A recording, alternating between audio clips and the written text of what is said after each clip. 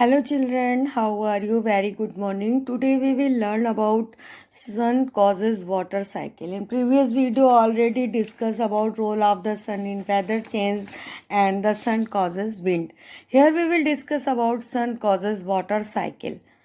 तो previous video का link जो है मैं इस वीडियो के डिस्क्रिप्शन बॉक्स में डाल दूंगी. I will explain English and Hindi both language. मैं हिंदी और इंग्लिश दोनों में एक्सप्लेन करूंगी. और please before start this topic please like subscribe and press red button and more share. इस टॉपिक को स्टार्ट करने से पहले आप इस चैनल को साइंस फैक्ट को आप सब्सक्राइब करें, लाइक करें, शेयर करें और रेड बटन प्रेस करें. तो इस तरह मैं इस टॉपिक पर आती हूँ. We will come in topics today's topic and तो sun causes water cycle. We will learn about this topic, sun causes water cycle. So without any wasting time, let's start. So enjoy this video and very interesting fact. So start. When the sun shines, the heat of the sun evaporate water from ponds. Here we can see here water cycle in nature. This is diagram of water cycle. You can easily draw in your notebook. I had already draw here. This is a water cycle. मैंने already draw कर रखा है. ये ponds है. ये आप देखिए. ये आप draw कर सकते हैं. So here we will discuss about sun causes water cycle. When the sun shines, the heat of the sun evaporate water from ponds. यहाँ आप देख सकते हैं कि जब सन की हीट पड़ती है तो पॉन्ड्स की तालाब में जो भी पानी है वो एवापोरेट होता है, वाष्पित हो जाता है वाटर वेपर बन के. तो here will we discuss when the sun shine the heat of the sun evaporate water from ponds. जब सूरज की जो हीट होती है, वो गर्मी होती है, तालाब में पड़ती है तो पानी जो होता है वो एवापोरेट हो जाता है. ponds, lakes, river and ocean to form water vapor और evaporate होकर water vapor बनाता है. तो यहाँ पे हम डायग्राम में देख सकते हैं जब सन की हीट पड़ती है, when the sun shines, the heat of the sun evaporate water from ponds, lakes, rivers and ocean to form water vapor. तो this due to this evaporation the water is changed into water vapor. So we can see here this diagram easily. You can easily see this diagram. So when the sun shines, the heat of the sun evaporate water from ponds, lakes and rivers and ocean to form water vapor. Okay तो जब सन की जो गर्मी है या वो Pond's, lakes और river के पानी पर या ओशन के पानी पर पड़ती है तो वो वाटर एवापोरेट हो जाता है और वाटर वेपर में चेंज हो जाता है, वाटर वेपर बन जाती है. This water vapour rise up and cools and condense to form cloud. And here again see here this water vapour rise up. This water vapor rise up, cool and condense to form cloud. ये water vapour जो होती है ये ऊपर उठती है और ऊपर उठने से ये ठंडी हो जाती है और ठंडी होकर इकट्ठी होकर कंडेंस होकर क्लाउड का निर्माण करती है. तो this water vapour rises up, cools and condense to form cloud. This water vapor rises up, cools and condense to form cloud.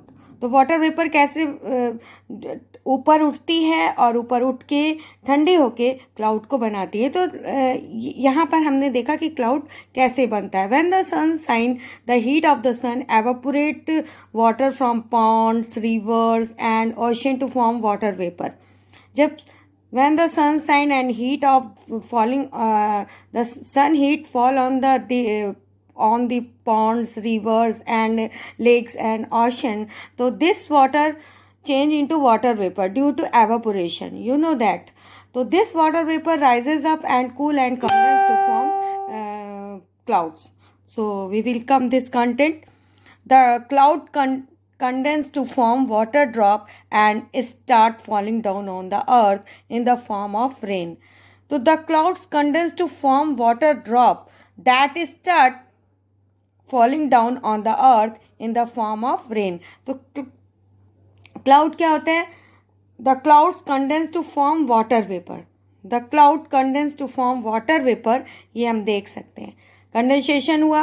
The cloud condense to form water drops. Condense to form water drops. यहाँ condense होके water drops को बनाती हैं. Form water drops that start falling down on the earth in the form of rain. Okay, तो क्या कहा मैंने? The clouds condense to form water vapour. Cloud जो है वो कंडेंस होके वाटर वेपर को बनाती है, वाटर ड्रॉप्स को बनाती हैं, वाटर ड्रॉप्स को बनाती हैं. The cloud condense to form water drops that start falling down on the earth. Water drop को बनाती है जो स्टार्ट हो जाती है अर्थ पर गिरना, in the form of rain. Rain के रूप में, जिसे हम रेन कह सकते हैं. So the clouds condense to form water drop that start falling down on the earth in the form of rain. You can easily note down this content in your notebook and easily draw in your notebook. This is a water cycle in nature. I had already draw here. Okay, you can draw. The continuous flow of water from Earth's surface to the atmosphere and from the atmosphere back to the earth is called water cycle in nature. So we can say here the continuous flow of water from earth's surface and to the atmosphere and from the atmosphere back to the earth is called water cycle in nature. तो हम water cycle कह सकते हैं कि जो continuous water का flow है earth surface से एटमॉस्फेयर को एंड एटमॉस्फेयर से फिर वापस अर्थ को, उसको ही हम वाटर साइकिल कहते हैं. मतलब जो continuous water, the continuous flow of water from earth, the continuous flow of water from earth surface to the atmosphere and from the atmosphere back to the earth is called water cycle in nature. So let's revise. एक बार हम इसको revise कर लेते हैं. तो when the sun shine, you can easily note down in your notebooks and causes water cycle and note कर सकते हैं आप. When the sun shine, the heat of the sun evaporate water from ponds, lakes, rivers and ocean to form water vapor. The water vapor rises up and cools and condenses to form cloud. Okay, the cloud condenses to form water drop that start falling down on the earth in the form of rain. The continuous flow of water from earth's surface to the atmosphere and from the atmosphere back to the earth is called water cycle in nature. So you can draw in your notebook water cycle in nature. तो मैं इस video को यहीं पे finish करती हूँ और hope आप इसको सब्सक्राइब करेंगे, लाइक करेंगे और मोर शेयर करेंगे. ये आपसे रिक्वेस्ट है. और be safe, stay in home, think positive, do positive. सकारात्मक रहिए और सकारात्मक सोच से ही हम इस कोरोना वायरस से को हरा सकते हैं. और संयम बरतिए. तो God bless, take care, bye bye.